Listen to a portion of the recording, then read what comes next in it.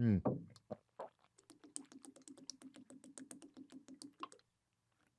Ooh. What's up, good people? It's time for another session of that verbal cardio, man. We back. We back for another glorious week of verbal cardio, man. I'm happy to be back because that means I'm living. I'm alive.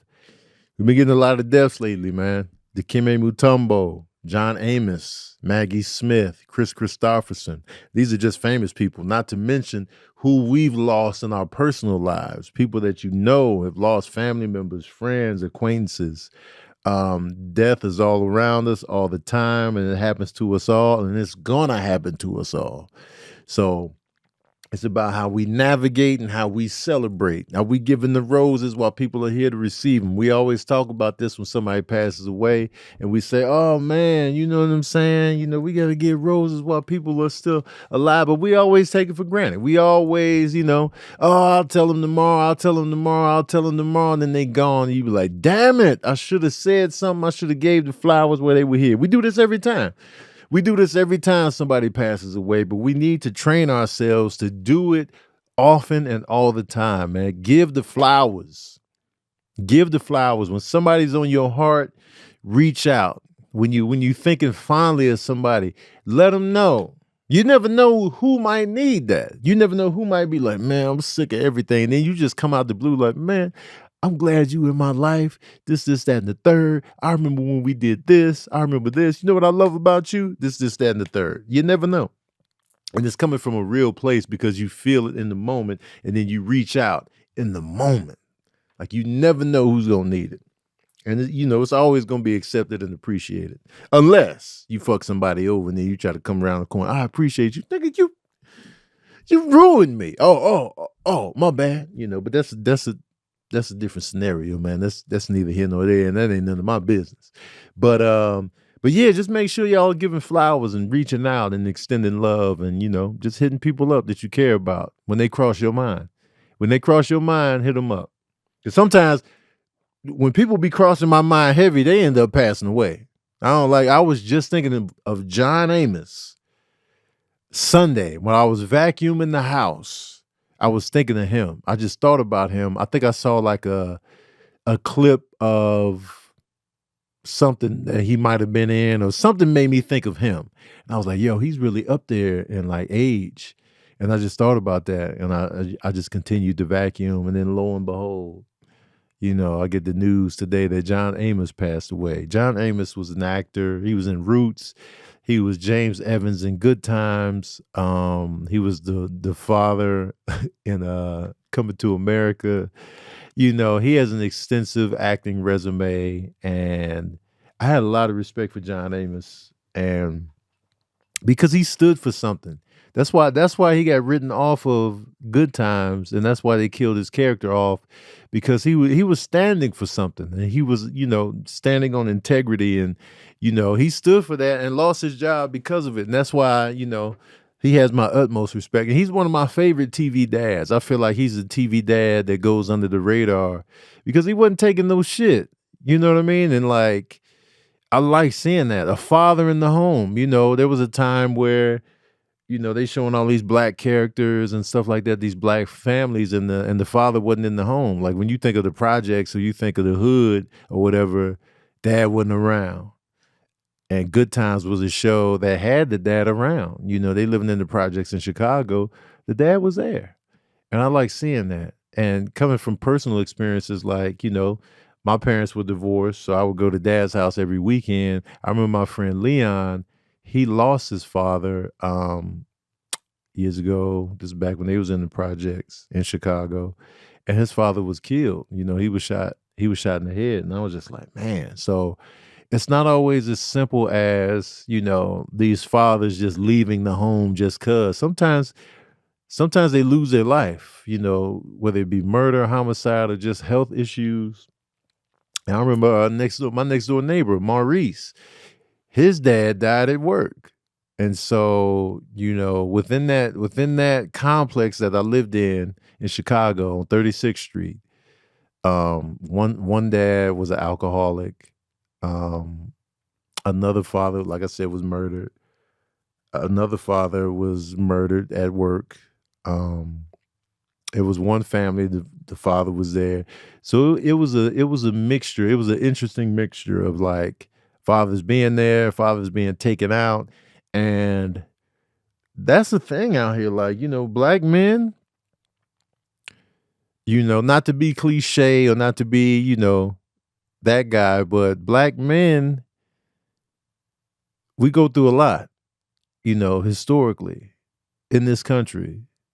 A lot of it is like, oh man, you know what I'm saying? They just having these kids and leaving. They don't want them around. True, there is an element of that. But also within and around that are different pressures and different societal issues that come up to where we do lose our dads in the home, whether it be war, going to the military, not coming back, and you're no longer the same, dealing with racism, pressure, health issues, all this other bullshit compounded onto just trying to be a black man in America. And that's why, yeah, you could say, oh man, fathers get all these extra accolades just because they were there in the home. But I mean, it is something to applaud because for whatever reason, the men aren't around, incarcerated, murdered, their health wasn't in order, whatever the case may be. So to see dads out here actually raising their kids, being family men, that's something that just sets everybody off. It's just like, man, all right, we see you. We see you. And Father's Day is like an afterthought holiday. But, it's special too. Just like, because when we talk about our mothers are held in high regard. Mothers are always going to be top tier. We always going to show love. They're going to get that extra love on Mother's Day.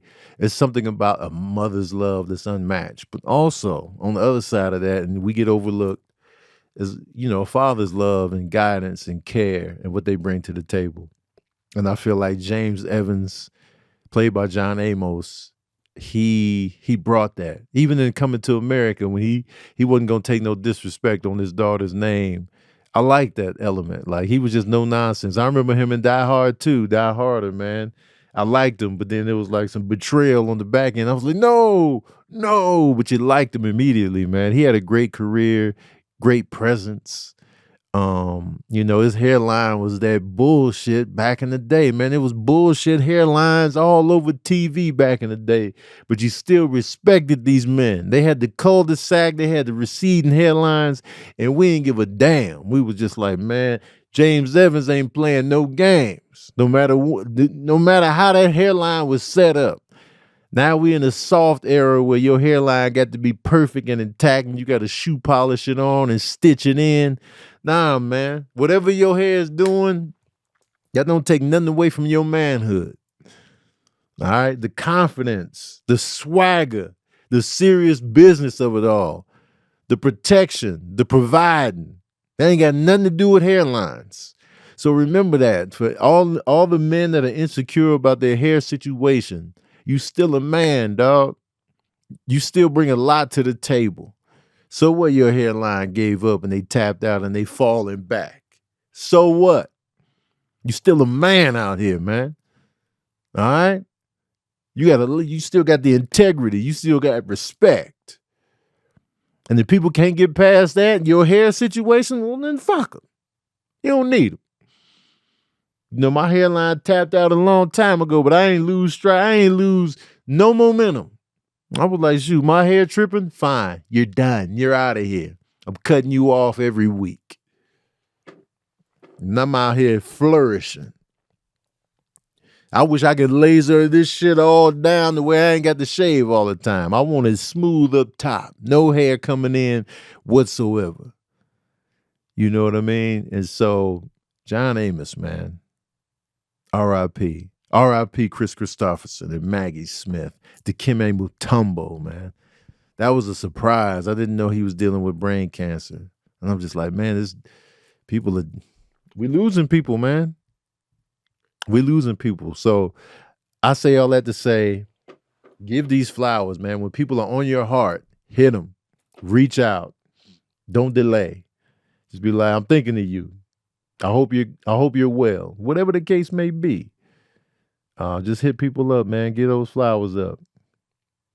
I love giving flowers. I'll be having a good time. If you are on my IG live right now, I want you to join my Patreon so you don't get cut off, because I'm about to cut off this live feed before we even really get into the episode. Join my Patreon. Click the link in my bio. Join the Patreon, not the free membership. Don't join the free membership. You wasting time. You wasting everybody's time. The paid membership, the $5 a month or more. It's up to you. But shout out to Nez, Jordan, Coco, Be Free with B. Shout out to all y'all. I love you too, Armand, my cousin. He just hit me up. He just gave me some flowers. He must be watching the show.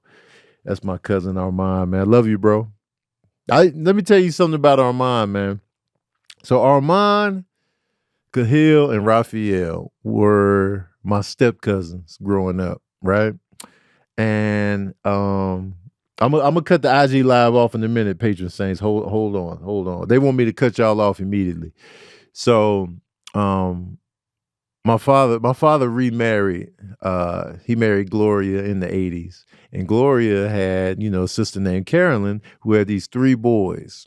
And so we would all get together, we would hang out. And when I tell you, when the 4 of us got together, oh man, it was good times, dog.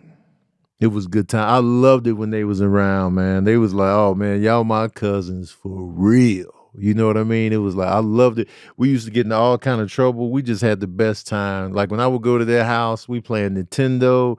We just hanging out. It was all love, all fun. Carolyn made a fantastic breakfast. Carolyn's breakfast was on point. I was like, man, if I had to move in with y'all, I wouldn't even be tripping, man. We had the best. We used to get in trouble at church together. I remember that time we was cutting up at church, and my dad was like, y'all getting in trouble when you get home. Y'all getting a whooping. And so when we got back to my dad's house and we in the basement, he got us lined up in the basement. And he like, all right, what y'all think the punishment should be for cutting up at church? And we down there, we down there shook. We like, and I spoke up first. I was like, well, we no TV the rest of the day, no TV. It's like, that's what you got. Now go upstairs. I was like, oh. So I got out of there whooping free. So then I leave the basement. So I'm listening in through the vent. I'm listening to what's going on in the basement. And so Armand, Kahil, and Raphael, they chose to, well, we can give each other whoopings. So they gave each other, they had to give each other the whoopings. And I know they was going light on one another. I was just listening in. I was like, man, I should have got that. I should have picked that. Cause no TV the rest of the day. I was bored. The rest of the day, man. I was like, well, I should have got the discount whooping, because we not gonna go hard on one another. Man, I was upstairs pissed.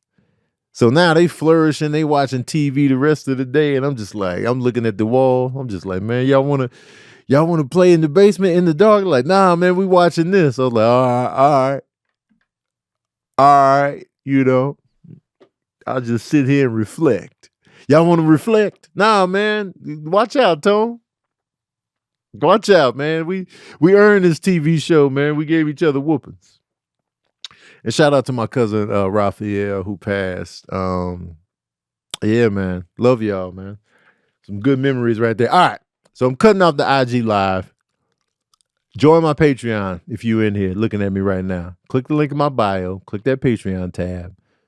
Join the Patreon. Not for the free, for the paid. We out.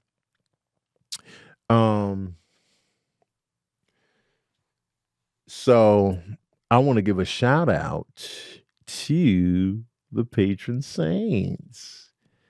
The patron saints. What's up? Shout out to One Crafty Peach and Kiana Hammock Charles for joining. I want to give a shout out to the patron saints, man. Let me shout y'all out. Y'all in here deep today, man. Eric Payne, Kelsh, Mishi, Kat, CJ, SF, Simone, Lace, Analog, Lana, Tony Ant, Alice, you know what I'm saying? Chloe, Mickey, Candy Cammy, Ebony Walker, Jawan, Dallas D, I need to put my glasses on. Calicia, Zakia, Tiff Tastic, Jawan Stamos, Sarita Houston, Trey Porter, Chris McNeil, Just Cass, Chase Ali, Zane Montego, Lloyd, Miss Incredible.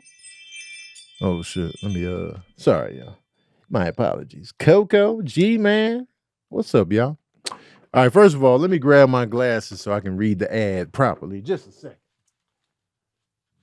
All right, y'all. And we're back. We are back. All right. Yeah, it was a true story of me and my cousins. So listen, I don't know how hard y'all party. All right. I don't know if y'all really getting it in. Like when you party, like when you going to a football game and you're tailgating and you really partying, man. Chug Gear. You can get that chug card from Chug Gear, man. Shotgunning beers shouldn't be a hassle. You need the right tool to get the party started. Discover the Chug card. You can go to www.chuggear.com. Check out their site. They got like a card. It's a card size little cap thing that you could put it in the can, open a nice little hole in there. You could chug that beer right out the hole. A nice little structured, you know what I'm saying, square hole. You can just get it in and just chug that beer straight on down. Or you can use it as a bottle cap opener too. So you got the double whammy on that card, man. It's a good time. If you partying hard, if you about that life. If you about that life, this is the perfect thing for you. It's stainless steel, credit card size. It quickly punctures cans for shotgunning. If it's perfect around the can, allows for a perfect hole in your beer to shotgun, doubles as a bottle opener. You know what I mean? It fits in your wallet, always ready for action. It's ideal for you watching football, you outside, or you tailgating, whatever, man. Golf courses, camping, parties. Even if you don't drink, pulling out a chug card makes you the life of the party. It's easy to use. Just press, punch, slide, and chug. Durable build. No more struggling with keys or knives. So if you about that life, you about that party life. Even if you're not drinking beer, you can do it with soda. Anything in the can. If you out here with the sparkling water in the can, chug it. You know what I'm saying? Put that card to use. Chug that sparkling water. That La Croix, if that's what you into. Because I know we into different things now. You know what I'm saying? We might be avoiding the beer. We might want to chug something else. I would chug a can of water. Don't think I won't. Don't think I won't be sitting out here watching football, chugging a can of water. I'll shotgun that water. You hear me? Don't get me started. I'll pop the cap on that water, take it back, man. Shout out to Shoe Game Shan. I'm going to muscle it back, as she would say. You know what I mean? I'm all in on the chug. Now, we got a special offer. Get your chug card today with the special offer. 15% off your first order only at www.chuggear, chug gear together, chuggear.com. Use the code ZAWS. Use that code ZAWS, ZAWS. Don't miss out. And don't forget to use that code if you about that life. Chug it. When was the last time y'all partied? When was the last time y'all partied hard? I want to know. When was the last time you was just like, whew, man, we partied? Saturday night, Mrs. Incredible? Okay, 40th birthday. This weekend. New Year. Y'all out here partying. Man, 2014, Mish. Claude, have mercy. I think you need that if you aren't about that life. In the 1900s, 40th birthday. Sober since 2013, so it was a while ago. Vegas last month, okay. 2019. Went to my first Mexican party. Okay, Tiftastic, summer vacation. Dang, it's been 18 years. 18 years since you partied hard? Wow, y'all out here grown. Y'all out here big grown. Big grown. I want to say this, man, in connection to John Amos. I want to say this. And we giving flowers. And, you know, Eddie Murphy probably ain't never going to see this little podcast, but I'm just giving him the flowers in public anyway. I appreciate Eddie Murphy. And here's why.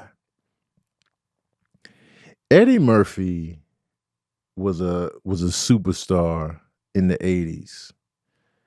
He hit the scene like a damn tidal wave. And for me, as a kid, seeing Eddie Murphy be this huge star, that really meant a lot for like a little black kid from the south side of Chicago. That really showed me that, wow, you could be this and black and just be, you know.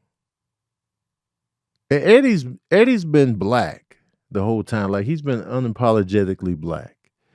And the types of roles that he played, it was like they were very like inspirational and empowering. Like, no disrespect to Richard Pryor, but I feel like Richard Pryor played different kinds of roles when he was the guy, like in movies and stuff like that. He was usually like in the South, maybe poor, maybe you know, he was a toy, maybe desperate for money, desperate for cash, broke, you know, those type of roles that I would see a lot from Richard Pryor. You know, the street, the pimp, the crooked private eye, all these types of things.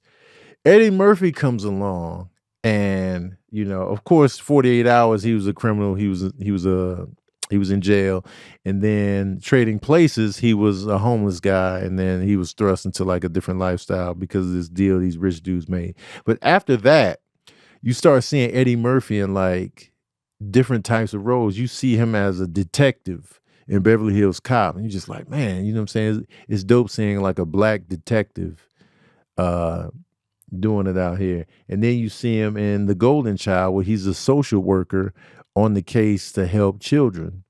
You know what I mean? And then you see him in Beverly Hills Cop 2, so you see him as a cop again. And then you see him be the biggest comedian in the world with Eddie Murphy Raw, still the highest grossing stand-up comedy film of all time. Then you see him in Coming to America, where he's playing a prince of a super wealthy African royal family. Like, so we're seeing this as youth. You know what I mean? So we're seeing this beautiful, wealthy African family. And then you see him as a smooth, slick, you know, gangster in Harlem Nights that don't take no shit from nobody. And was like, you know, always a step ahead in the 30s and 40s. And then you see him reprise the role in 48 Hours. But then you see him in Boomerang as a successful marketing exec. And then you see all these types of, you know, successful black people all throughout the movie. And like, you know, it's like, man, you know, we out here. So he's just showing us like, you know, different ways to view black people. Like, you know, and we get it with the Cosby Show on TV. But like, I feel like Eddie Murphy is showing us like, yo, you know, we could be more than just somebody that's poor or somebody that's just trying to get over, some hustler on the street. Now, you know, we could be a detective. We can be a marketing executive, you know, making good money. We can be royalty from Africa. We can be, so it was so many images that Eddie Murphy was bringing us, you know, a super intelligent, you know, chemist and professor, and the Nutty Professor, or like, you know, all these different types of roles that he played. It was just great to see. Even the politician in Distinguished Gentleman, even though I've never seen The Distinguished Gentleman. I've never seen it. But, you know, still. But I appreciate that that Eddie Murphy was giving us these type of roles, early on, like back in the day when we really didn't have a variety of black images that we were seeing on TV and film. This was very important that, we were seeing Eddie Murphy take these kinds of roles and create these types of roles for himself and giving us these visuals and stuff like that and doing it at a super high level. And I appreciate Eddie Murphy for that, man. It was like, just seeing that, it was mad inspirational, man. Being a little black kid south side of Chicago, Hollywood seemed like it was on another planet. And just seeing him be this large, it was just like, wow, this is incredible. And, Eddie inspired so many, Richard inspired him, but Eddie Murphy inspired so many, black entertainers that, it's crazy. So shout out to Eddie Murphy, man. I'm always rooting for Eddie Murphy, even though he's got some L's on his resume, of course, but I'm always rooting for Eddie Murphy, man. And we glad you exist. We're glad you're here. And we're glad you did it at such a high premium level that we haven't even seen since. Like, you know what I'm saying? Like, we haven't seen anything like that since. The closest, we get to it is like the Jim Carreys and the Adam Sandlers and the Will Ferrells. But as far as like an immediate black superstar in the movie realm, like an immediate black superstar that fast, I'm wondering if we'll see it again. I'm wondering. Because, we got Denzel, but Denzel was like a slow build. Like he built that, slowly and came up to it. You know what I'm saying? But Eddie, it was just like immediately. It was immediate. So I would love to see like who's in. Will Smith. Will Smith is a great example of that. But even Will Smith, that was a slower build as well, because Will Smith was already a successful rapper for a long time. He was a successful rapper.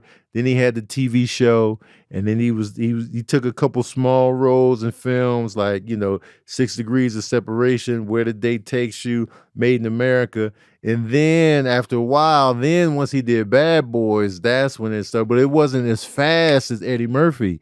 Eddie Murphy, I'm telling you, it was just like he did one season on SNL. While he's doing SNL, he's doing the second season. 48 Hours comes out and does crazy. And that's his first movie.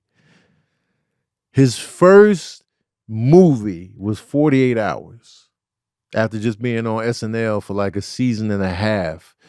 So that type of speed and impact, like even Jim Carrey's been acting and stuff long before, even in Living Color. He was in Earth Girls Are Easy and Once Bitten. He was in all kind of smaller stuff. He was in the Deadpool with not Deadpool, but Dirty Harry. He had a movie called The Deadpool. He was in that. So it was like, Jim Carrey was working on stuff and it just wasn't landing. You know what I'm saying? He was trying. And then in Living Color popped. And then we get to Ace Ventura. Eddie, though, it was just like SNL, 48 Hours, Trading Places, Beverly Hills Cop. So it was like boom, boom, pow, fast. So I would love to see something like that again, where somebody just blows us away immediately. I feel like as a filmmaker, I feel like Jordan Peele on a directorial side kind of became a director superstar immediately. Like it was like once he did Get Out, Us, Nope, all three films grossed over $100 million domestically. Just all three, just, you know what I'm saying? Like, and even though Jordan Peele has done sketch comedy, I'm not talking about him as an actor. I'm just saying as a filmmaker, superstar filmmaker, that's extremely rare too. Like even Ryan Coogler is another one that rose fast from a filmmaking perspective. He did Fruitvale Station, Creed, Black Panther. So now I'm curious to see Ryan Coogler's effect outside of Marvel. Now we're going back outside of Marvel, and I'm curious to see his new movie, Sinners, and see how that goes. Quentin Tarantino too is another director that popped fast. You know what I'm saying? Like he did Reservoir Dogs. That was his directorial debut. Yeah, he wrote some scripts. He wrote on Natural Born Killers, and he wrote the screenplay for True Romance. But then when Reservoir Dogs was his directorial debut, and then bow, Pulp Fiction, and then it was like it's crazy. So directors, you see directors become superstars fairly quickly, because if you make one movie that just goes gangbusters, then it's on and popping. But as far as like an actor that immediately catches fire extremely fast with the hits to back it up, I'm not talking about, you'll still see actors that are on a hit TV show and then they transition into movies. Not all of them are hits though. Or they just something pops and then they don't back it up with another one that pops. Because we're always looking for that effect. I feel like Melissa McCarthy was on that wave too. Like, once she did Bridesmaids, and she was already in Mike and Molly. Once she did Bridesmaids, it was like Melissa McCarthy, and then she was having hits after that, but then kind of wavered off. But that impact of Beverly Hills Cop, that shit was crazy fast. But yeah, man, Eddie Murphy's phenomenal. Anyway, let me pay some more bills real quick. I want to talk about Prize Picks. Prize Picks is the best place to get real money sports action with over 10 million members and billions of dollars in awarded winnings. Prize Picks has made daily fantasy sports accessible to all. You just pick more or less on at least two players for a shot to win up to 100 times your cash. Run your game all season long on Prize Picks. All right. So now you can pick two players or whatever, put a little money up, and come up on a little something week after week. Imagine if you come up on a little something week after week. Your pocket's gonna be looking nice. Like when you tally up at the end of the year, you're like, man, those little Prize Picks came in handy, man. They came in handy out here. You can win up to 100 times your money on Prize Picks with as little as 4 correct picks. Prize Picks is the best way to get action on sports in over 30 states, including California, Florida, Georgia, and Texas. Prize Picks is the only real money daily fantasy sports platform with an injury insurance policy, so your lineups stay in play even if one of your players gets injured. If your player leaves in the first half and doesn't return, Prize Picks keeps your lineup live. It's the best place to get real money sports action. So join over the 10 million that have already joined, man. You sign up today and you get $50 instantly when you play $5.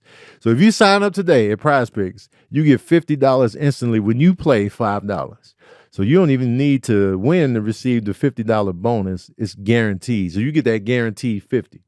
All right. Well, really it's 45, depending on if you won or lost. So even if you lose, you still up $45. You can't beat that. Prize Picks also offers weekly promotions that can lead to big payouts like Taco Tuesday. Each Tuesday, Prize Picks discounts select players' projections up to 25% to provide even more value for your lineup. Just think Justin Jefferson will get more than 83.5 yards next week, or Christian McCaffrey run for more than 75.5 yards. Cook up hot takes with your friends and win real money this football season when you and your crew run your game on Prize Picks. Prize Picks is the best way to win real money in football season. Which players are going off, which ones aren't. Make your picks in less than 60 seconds and turn your sports opinions into real money all season long on Prize Picks. All right. Now, get in on this. Download the app today and use Vertbal to get $50 instantly after you play your first $5 lineup. That's download the app today and use the code Vertbal to get $50 instantly after you play your first $5 lineup. All right. I think y'all need to get in on that, man. You need to get in on it, man. Get in on this easy money. Get in on this quick, easy money, man. What you waiting on? Don't forget to use that Vertbal when you download that app, man. Don't play me. Don't play your boy out here. Don't do your boy like this. I wanna touch on something. Somebody became a free member today, man. Stop joining for the free. What you doing? So I put up a post a few days ago, right? And I just want to clarify some things on what I was meaning with the post. All right, let me clarify. Let me get my clarification game going. You feel me? So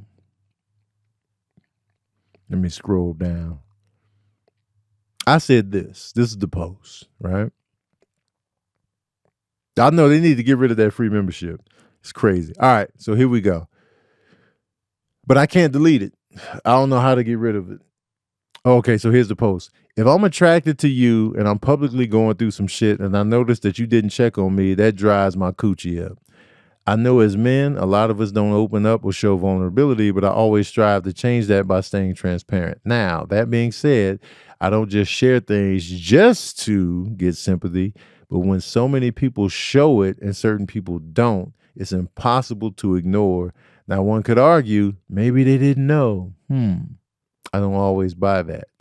Now, what I mean by that is, because people was chiming in with like, well, maybe they just not into you, or maybe you should just, it wasn't about me trying to assess if they were interested in me or not, you know. And what I mean by attracted to somebody is a mutual attraction already established. All right. I thought that was a given, but it wasn't. There's a mutual attraction already established. And, you know, this is coming from somebody that's pretty regularly on social media, liking posts and stuff like that, sending reels. So they're active, right? And so, well, and people were saying, well, why don't you just communicate? Just be grown, just communicate and tell them how you feel. Sometimes when you're interested in someone, whatever the level may be, you're attracted to them, many cases, it's good to just observe how they move. Not everything requires you to say something or nudge or like, you know, you got to explain how you like to be treated and this, that, and the third. It's always good to, yes, you can communicate your needs and how you feel and what you prefer, but it's also very important that you watch how people move on their own organically, without your input, without them trying to please you. Watch them move on their own, because that says more than you having to say, oh, well, I like this and I need this. And then they're just doing it for you. And so they may struggle with that later on down the line because they were only doing it for you anyway. So it's good to just step back and notice things. And that's what I was getting at. It's like, I'm observing this and it's a turnoff for me. And I said, you know, drives my coochie up. That's the turnoff. But so that's the only point I was making. It was just like, yo, it's impossible not to notice this. And what I'm noticing is drying my coochie up. Like I'm turned off because, you know what I'm saying? And it's not a situation where it's like, yo, I want you to do this for me. It's like, if I got to tell you everything, then it's like, you're naturally not really what I'm into. You know what I mean? Especially when so many other people are showing up, you know, on a lesser level. They're showing up and, you know, there's no mutual, they just care. They showing up. Some may be attracted to me, some not. They showing up. So it's like, it's impossible not to see that. The lack of show up. So it's just like, turn off. So that's what I was getting at. And, you know, people's like, you needy. It's like, it's not even about me really needing that. And people, we all need, let's be real. We all need some love and care. We all need it. Some people need it at different levels, different intensities, different whatevers, but we all benefit from love and care. You can sit here and act like, oh, it's just me, I'm gonna handle stuff on my own. You still need the love and care from somebody, whether it be your family, your friends, your lover, whatever the case. We all need that love and care. And so, but that was just something I observed, and I was just like, yeah, it turns me off. And so That's what I was trying to convey. And I think people were taking it the wrong way, saying like, man, you just playing games out here. Why you posting on social media? Why don't you just say what you need? Because the post wasn't about them. And me posting, me going through shit is also not about them. It's just me sharing something with the world. And to see all these people coming through like, you good, you good, you good, you good, you good, you good, you good. And then to see that person just not even say nothing, it's just like, all right. Now that, that's not saying that people that are not on social media, those type of people are exempt. I'm talking about people that are active on social media. They liking your stuff. They sending your stuff in the DM, just random reels, and they still haven't really checked on you. You gonna notice that. You're gonna be like, damn, you didn't even ask how I was doing. All right. Turn off. Coochie dry up, Side note too, man. Side note too. The ultra masculine dudes, man, that can't get past me saying my coochie dried up, my coochie. Do you not know who I am? Do you not know that my brand is comedy? Me having a coochie is ridiculous, but it's silly and it's funny. These ultra masculine dudes in the comment section that just can't get past, like, why y'all ass is so tight? Press play, goddammit. Why your ass is so tight over something as silly as this? Yo, man, that coochie line, man, I don't know about that. I'm being ridiculous, dog. Relax. It's not that serious, bro. I get it. Your text messages have beards on them. I get it. Every word you type in the comment section, it has a beard. It has a penis. We get it. You're a man. All right. Relax, bro. Like, what kind of energy is this? Y'all looking real soft. I know you trying to be masculine and ultra tough, but you looking real soft, man. This is assault on masculinity out here. So we ain't trying to shut up. Shut up. I'm being ridiculous. I clearly don't have a coochie. I've used my penis to procreate 2 amazing sons. I'm a man. It should go without saying, y'all. I ain't got no coochie. Relax. It's something silly. If I said, yo, man, I want to spread my wings and fly. Hey, man. No, man. You not a bird, man. You ain't got wings. So why you saying you got wings? That's not the move, dog. You a man. We just ain't got wings. We just got raw back. Why you saying spread your wings if you ain't got them? We men, dog. Men don't have wings. We just got regular back blades. Nah, man. No figures of speech. Nah. Don't spread your wings. Cut them off. We men. I'm like, bro, why? Why is it that serious to y'all? And all this, it's an assault on masculinity, because a lot of men feel like there's an assault on masculinity out here, and that all the toxic masculinity, people feel like the word is getting overused and they get accused of toxic masculinity all the time, and it is an assault.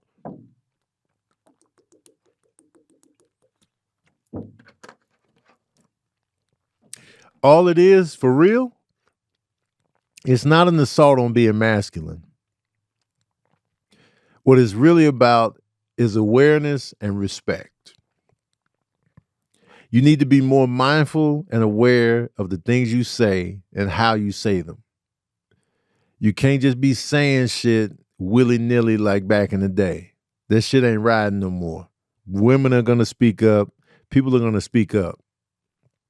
And so we think masculinity is sitting in ignorance or standing on your stance on something or not being told what to do and how to talk to people. You feel, yeah, I'm more of a man because ain't nobody going to knock me off my square. I said what I said. You consider that the epitome of masculinity because you refuse to give others respect and grace. That don't make a lot of sense to me. Like, a part of being in my masculinity is respecting others. Respect is a part of it. You know what I'm saying? Realizing that if somebody's weaker than me, I can still give them the utmost respect. To me, that's masculine. You know what I'm saying? Part of the masculine trait is being a protector. Why are you not protecting those that need help? You know what I mean? And that protection can come in the form of respect, care, riding for people that don't look like you, all that stuff. So we need to dead all this, you know what I'm saying? I'm a man, you know what I'm saying? I'm going to say what I say and feel how I feel. You know, what happened to the days when, well, the days is gone. The days of letting the bullshit ride, we moving past that. We moving through that. We communicating now. We got to be mindful of others' opinions and how they feel and how they see things. We got to be mindful of that. You look at people back in the day, yeah, it was a different time, but people were also running people over, not respecting their values, their thoughts, their needs. That wasn't going on back in the day. We could talk about that. Families just stayed together. They were strong. But what kind of bullshit was they sweeping under the rug? What kind of bullshit behaviors was they tolerating? Yeah, they were still together, but what kind of shit were they holding on to? You gotta dig deeper, man. You can't just look at the surface, look at the house, look at the couple and be like, yo, they've been together for 40 years. That's what it's all about. But what are they going through behind closed doors? Is there mental and physical abuse going on? You know? Is one of them in that relationship holding on to some shit that they can't even rectify within themselves? Is their self-esteem shot? You know what I'm saying? Are they miserable? Just because people are together don't mean everything is hunky-dory, whatever that means. And so being a masculine male, I feel like it's important to hear people out, to ride for people that, that are getting jumped out here. And that's women, that's the gay community, that's immigrants, that's black women especially. We gotta ride. If we gonna be men, if we gonna be masculine men, as y'all like to, stand on business. You know what I'm saying? Put the beard on your comments. If we doing that, it would then rise up then. You know what I'm saying? Standing on ignorance is not the epitome of what it means to be a masculine male out here. And I'm sick of you tight asses. Let me be silly and say my coochie. Because it's ridiculous and it's fun. It's fun to me. My coochie dried up. You want to say, you want me to say it made my dick soft, Nick? You rather have my dick in the conversation? Why you want me to say that so bad? Now I got questions for you. Like, would you prefer me to be like, yeah, it just makes my dick soft? Yeah, Tone. Talk about that dilk. Now I'm just like, why you want me talking about my dilk? Let me talk about my coochie drying up, man. People get the reference. They get what it means, especially women. Women know, like, yeah, man. And it's ridiculous. And so it's fun. And then when you spell it like that, Kewchie, man, come on, man. It's a good time, man. Stop being a tight ass. Sick of y'all, dog. Stop being tight asses out here, man. You're being too sensitive. Ultra masculine dudes. You're being too sensitive. And I don't want to respect your sensitivities. I'm sorry if, if you feel away because I'm saying drive my coochie up. I'm sorry if you feel away. I'm sorry if that doesn't feel masculine enough for you in these trying times of being a masculine victim. Whatever. And I want to say this too, man, like, trust your gut, man. Trust your instincts out here. Trust your gut and your instincts. Because people will say whatever. People will say they'll say They'll say what you want to hear. But trust the gut and instinct and watch them patterns, man. Because that speaks volumes. Because people going to say whatever. But you be like, hey, man, I noticed you be doing this, that, and the third. No, it ain't even no. It's because this, that, and the third. I'm like, uh-huh. That gut intuition, the instinct is very powerful.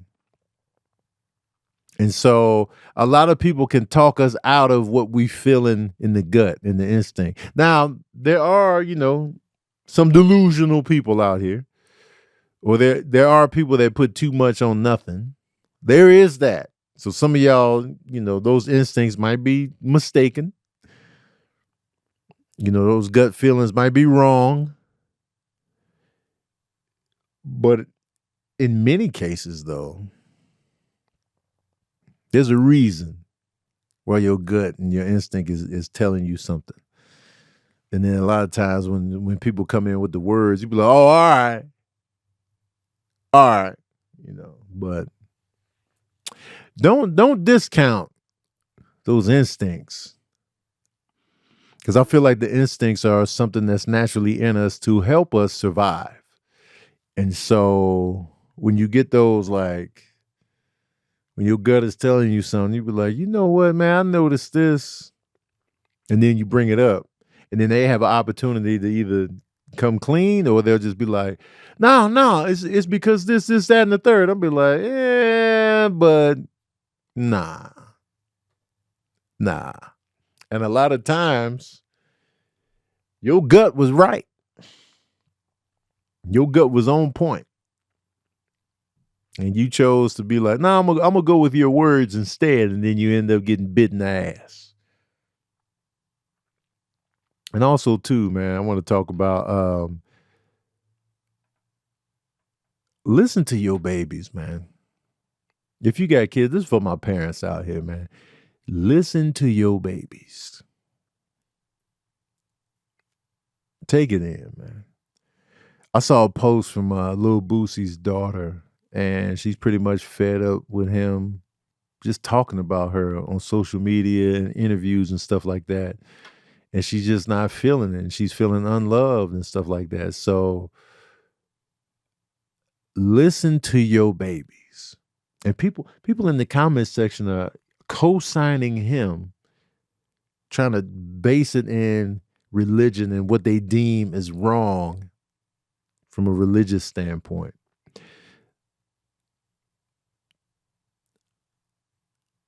I might not be the person to say this. I might not be the proper vessel because I'm not a religious person.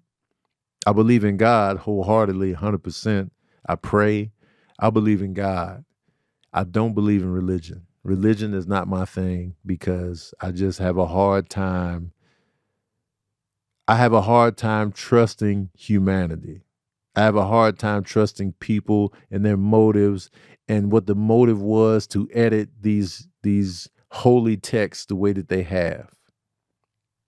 And so I trust in energy, my personal connection with God, what feels right in your spirit, being good to people, extending good energy, good vibes, being respectful, humble, and know that there's a higher power than you. And to be grateful for creation, for the blessings, for all of that. So I believe in God 100%, but I'm not a Christian. I'm not a Muslim. I'm not none of that. So, people that consider themselves Christian in the comment section talking about what's wrong, it's against God, this, that, and the third. Your religion is tearing at the fabric of your relationship with your child. And to me, that can't sit right with God. I don't see how God would be like, yeah, you know what I'm saying? Dog your kid out because they not doing something you don't agree with. And I feel like that's just not right. And for me, I'm not going to sacrifice my child for religious texts. I'm not going to turn my back on my child. Now, if it was a situation where, my child was abusing me or disrespecting me, then you set your boundaries accordingly. Like, all right, man, I ain't going to take no disrespect from you. And, if your child is like, stealing from you and abusing you and just wilding the fuck out, that's a different setup. But for me to be like, okay, my child is gay, so I'm gonna turn my back on them. I'm gonna slander them in interviews. I'm gonna disrespect them. I'm gonna put all their business out there. I'm gonna not be a part of whatever it is you got going. I'm gonna turn my back on you as a parent. I'm not saying little Boosie did all of that, but there are parents out here who have disowned their children because of their sexual identity and who they were, and and it sucks. It sucks that your child can't be who they are because you have judged them to the point to where they feel less than because of you. And as a parent, that should never be the case. That should never be the case. Your kids are supposed to come to you for support, uplift, care, and guidance. That should be our relationship with our parents. We know that I'm going to be loved here no matter what I'm going through. I know my parents love me. I know they care for me. I know they care for my well-being. I know they're going to guide me in the right direction. I know I can come here for comfort. And when you don't get that from your parents, that tears a kid in half no matter how old they are. They can be 20s, teens, younger, whatever. A parent's love is monumental. So when you see your kid on social media talking about how you make them feel, how can I don't see how you could not take heed to that and just be like, oh man, I understand we all make mistakes, but once your child is like expressing themselves in this way, you gotta listen, man. Take it in, man. Listen to your babies, man. And there's no way I could be like, nah, man, I ain't turning my back on my kids for nothing. They gotta disrespect me. They gotta be fist fighting me every time they see me for me to be like, all right, I gotta turn my back on you because you whooping my ass every time I see you. And I'm not gonna have it. But where is that gonna happen at? You know what I'm saying? They got to be completely wilding the fuck out to where I've exhausted every means that I could to try to, salvage a relationship with my kid. And also too, when you're a parent, you have to lead with humility. It's not our kids' job to be the bigger person and that's our job. When you're a parent, you have to be humble. You have to lead with humility. Yeah, you ain't gonna take no disrespect. You ain't gonna take no shit. That's different. I'm talking about if there's an issue with us, I'm gonna be the person to reach out to try to mend the relationship between me and my children. I'm not gonna sit here arms folded and wait for my kids to come back to me. I'm gonna do my part as a parent to lead with love and just be like, let's mend, let's heal, let's get through this. You got to do your part as a parent, because a lot of parents would be like, well, they ain't talking to me, I ain't talking to them either. Nah, man, you got to reach out. You have to be the one to take the steps to mend that relationship. You are the parent. It's not our kids' job to do that. We fix it. Since they were babies, man, we fix it when that diaper is dirty. We fix it when their clothes are dirty. We fix it when they're struggling with homework. We fix it when they scrape their knee. We fix it. We are the parents. And so when they get older and then we start to have our own point of view, our own belief systems that may differ from one another, and there's a rift in the relationship, you have a falling out or whatever, it's your job as the parent to always extend a lifeline, an olive branch, to reconciliation, to, get past certain things. That's on the parent. So if you out here with your kids and you got your arms folded and you want them to hit you up all the time, and nah, man, you got to change that up. You got to reach out. You got to put the work in. If your child is hurting because of you, you can't just lay back and not say nothing. You're the parent. Speak up, extend, break through, reach out. And I just want to put that out. There's no way, like if Sincere was like, I don't like the way you make me feel, Dad, or this, that, and the third. And then I'm like, well, I don't know what to tell you. I'm sorry, but, that's just how I feel on things. And then it's just, we're not talking to each other. Well, he ain't like my stance on it, so, he can hit me. He know my number. Nah, hell no. I'm reaching out. Are we good? What's going on? What can I do to help us move past this? What's the next move? What you want to do? Let's talk.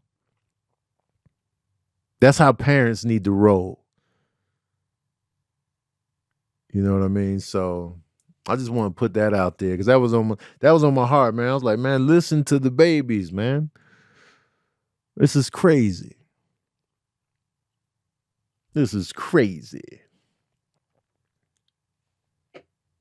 I feel you, Tony, but that's a new way of parenting. The older folks I know act as if they're the perfect parents and did no wrong. True, G. Lowry, true. Parents out here feel like they the best thing smoking.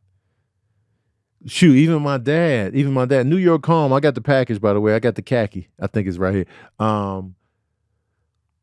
Even with my dad, for example, I told him how I felt like he disappeared when Serene passed. And I was like, no, I didn't want you to disappear. I didn't need that from you or Khalil. I didn't need that. So, I never wanted you to disappear like that. So he was like, all right, I was just giving you space. I was like, I didn't need space from y'all. And then he continued to give space. And still, to this day, like if I don't reach out, it's like I always have to do the reaching out. Just because in that moment I was hurt, so I didn't have a lot to say on the phone. But it's like, you're the parent.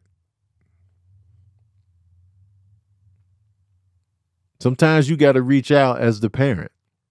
And I get the old school mentality, but fuck the old school, man. That shit was not perfect. That was not the perfect way to raise the kids on the old school tip. So we got to let this little logic go of like, all right, well, shit. The kids can reach out to me all the time. So it's like, so yeah, man. So if you an old school mentality parent out here, listen to your babies and humble yourself. Extend olive branches. Hit your kids up. Make sure they good. Don't just be out here just waiting for them to hit you up all the time, especially when, you've done something that may have hurt them. And you expect them to be hitting you up? Like, I don't get that. I don't get it at all. It was something else I wanted to say. I forgot what it was, y'all. Child. Yes, part 2 of the Tab and Chance episode will be dropped. We shot the second episode. I'm not sure when they're going to post it though, but be on the lookout for that. I will be back with Tab and Chance. I went back the following week to record with them. So we got it. It's locked and loaded. Angel is doing the new Angel and Marcus are doing a new like fitness diet challenge. And I would like to sabotage it if I could. I don't want to sabotage Marcus. Marcus is innocent. But I would like to sabotage Angel. I would very much like to sabotage Angel. So I don't know if I want to hit Marcus and be like, hey man, what Angel be liking on the sweets, on the food tip. But I know he's not gonna give up the goods because he gotta stay true to Angel. I get it. So I need to find out what Angel be eating. What's her weakness? Because I know in the video that she was setting up to where it's like, yeah, we doing the challenge, we doing this. She was eating her last Oreo cookie for a while. I was like, oh, Oreos, you say? Interesting. So now that she's on her little challenge, I'm gonna let her get into a nice groove. I'm gonna let her get into a nice little groove, a nice little rep. And then I'm gonna send some shit over there. Yeah, that's my plan. That's my plan. And y'all better not be telling. Don't be in here telling, hey, Tony gonna get you. Don't be telling. I know y'all tell on them to me, but don't tell on me to them. Don't tell on me. Cause I don't think she be watching verbal cardio like that. So this is between us.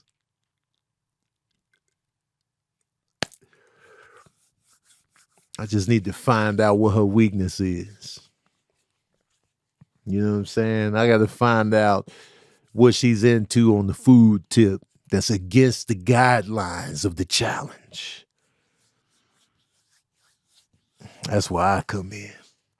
I told y'all, I'm a patient man on this revenge. Now's the perfect time. But I know she was eating Oreo cookies in that video. Mm-hmm. Destiny. We touched on John Amos. Analog Future wanted me to rank all the Batman movies. I'll rank them right here, right now, quick, fast. All right. The Dark Knight is number one. Okay. Dark Knight is number one. I'm going to give number 2 to Batman Begins. All right. I'm going to give number 3 to Batman Returns. Then I'm going to do The Dark Knight Rises. Then I'm going to do Batman. Then Batman Forever, Batman and Robin is last. Now, are we including Batman versus Superman? Are we including that? Because it's technically kind of a Batman movie, but it's also a Superman movie. I like Batman Returns over Batman. Oh, the Batman. I forgot about the Batman. Okay, so here we go. Let me restructure and reroute. Number 1 is The Dark Knight. All right. Number 2 is Batman Begins. Number 3 is The Batman. Number 4, Batman Returns. Number 5, The Dark Knight Rises. Number 6, Batman. Number 7, Batman Forever. Number 8, Batman and Robin. Now, the reason I like Batman Returns more than the first Batman is because I really the Jack Nicholson as the Joker was fire. But I like the darker tone Batman Returns had. It was a grittier Batman. I know Batman don't be killing people, but I just like the grittier tone with Batman Returns. I really like Catwoman and the Penguin. So it was two villains that I actually liked and enjoyed. So that's why I give Batman Returns the edge over Batman, because I really dug. It was two villains, because a lot of times the two villain setup doesn't work. Like, it kills the film. But I feel like Batman Returns, it worked. And so that's why I would give Batman Returns the edge. And then Batman Forever and Batman and Robin, I hated. Really, the only two Batman movies that I just straight up disliked, outside of the Batman the movie with Adam West with the shark repellent, we're not including that. The only two that I didn't like is Batman Forever and Batman and Robin. Those are the only two Batman movies I did not like. The rest of them I liked them. So Batman has a winning record. In my opinion, he's got a winning record.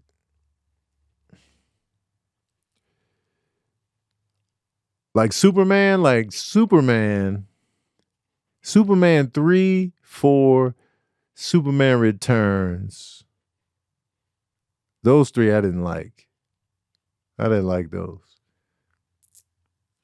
And Superman is too powerful, man. Superman really sat up here and went around the globe and reversed it to change the rotation of the earth to turn back time.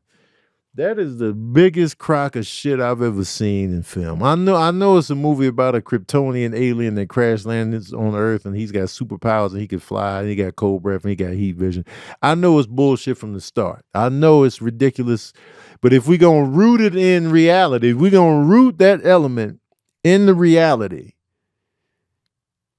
we're going to have him fly around the Earth, reverse the rotation as if that would reverse time itself. Get the fuck out of here, man. Get the hell up out of here, man. That was ridiculous. And they really greenlit that in the script. They was like, yeah, man, we'll have him fly. He'll be so pissed and he's flying around the world so fast that the earth is just going to stop and then go back the other way.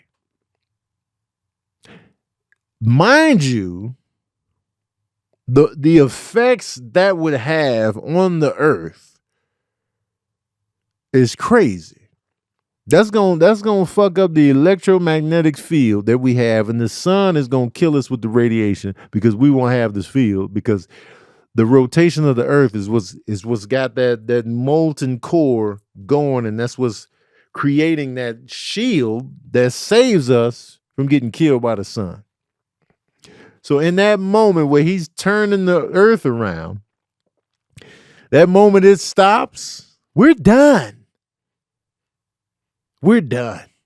Superman killed us because of Lois Lane. He couldn't handle her death. Now we all dead. And it's just him on the planet. The hell up out of here, man. Anyway, let me get up out of here, man. I want to thank the patron saints for being in here, man, helping me out, being great co-producers in this podcast, man. Y'all really pulled up today. Shout out to the new Patreon members, the patron saints. I appreciate y'all. I'm glad y'all are here. Thank y'all so much. Please spread the word about verbal cardio. Get the word out. Tell everybody you know. Don't forget to comment, like, share, run the numbers up as always. I want y'all running the numbers up.